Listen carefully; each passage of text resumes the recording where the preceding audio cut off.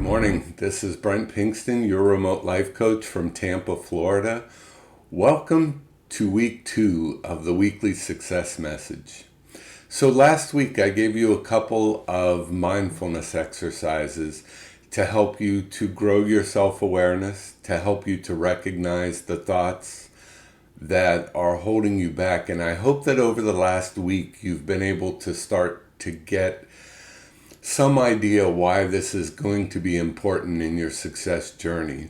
But I want to say the week 1 lessons, the learning to be self-aware, mindful, gaining that discipline that comes with being mindful, is going to be a foundation in your success journey. And this week I want to have a practical discussion about the past, the present, and the future, because it is often the thoughts of the past or the worry about the future that will keep us from acting in this present moment, and we kind of alluded to that.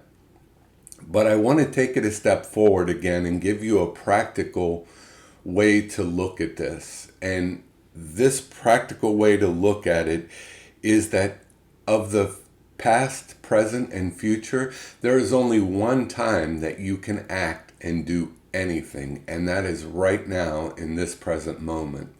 Now, some of you may be saying, well, what about planning for the future? We can't completely ignore the future. Or, well, there really are some valuable lessons that we can learn from our past. Yes, there are valuable lessons that you can learn from your past, and it is important to plan for your future, as we'll see when we get into goal setting. But the present moment, if you're planning for the future, you're still planning in the present moment. If you're reflecting about things that you've done in the past that will make it better, you're doing that in the present moment.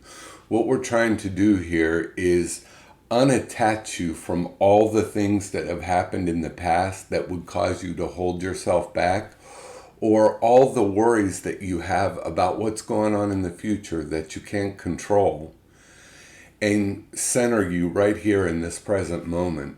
And as you think about this, you'll notice the practices that I gave you for mindfulness becoming more effective, because it grounds you more in this present moment. That when you're in that state of meditation, you begin to realize that, hey, nothing's coming in on me. Everything's okay.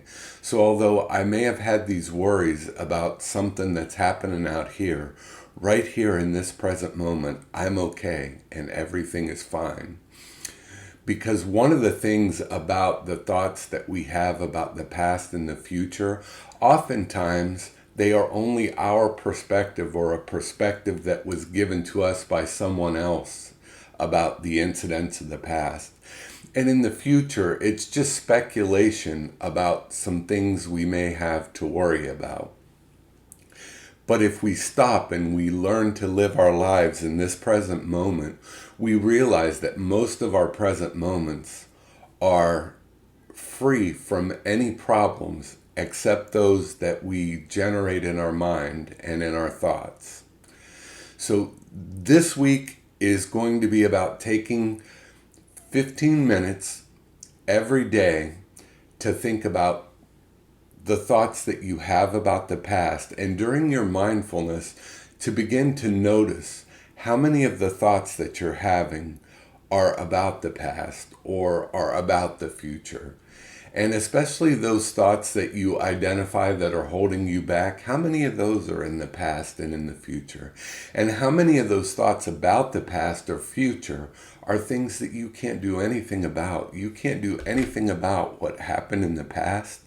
And in the future, you can't control the economy, the weather, who gets elected.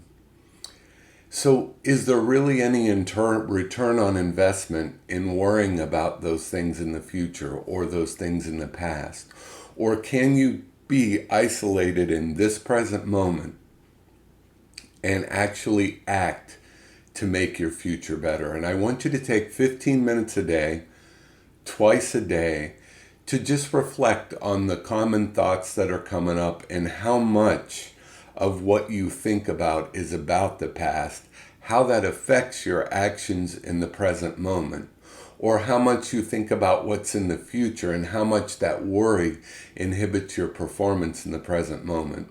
And I want to point out a couple of things here. Famous author Mark Twain said, "I'm a man of age and some terrible things have happened in my life." Or some terrible things. I've experienced some terrible things in my life, and some of them even happened.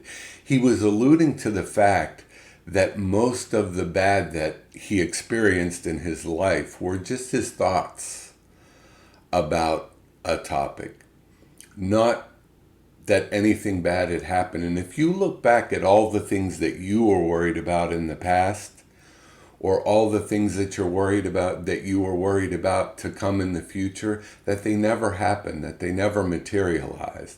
And that is part of the human condition. And getting this practical groundedness in the present moment is critical, because it is those thoughts of the past and the future that are going to slow us down the most. Because we performed a certain way in the past, and there is nothing attaching us to that past that says we have to do that again in this present moment.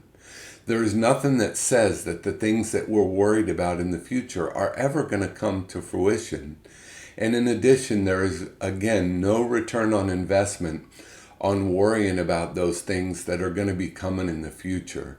The only thing that we can invest in and know that we're getting 100% of our investment is the investment that we make in this present moment and the action that we take.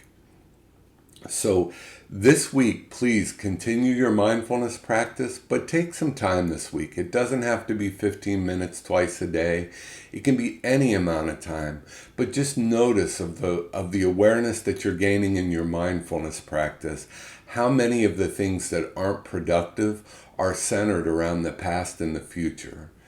And if you can do that this week, we'll be ready next week to begin to develop your goals and develop the practices that are going to get you to your ultimate success journey. Thank you very much for your time and attention today, and we'll see you in week 3.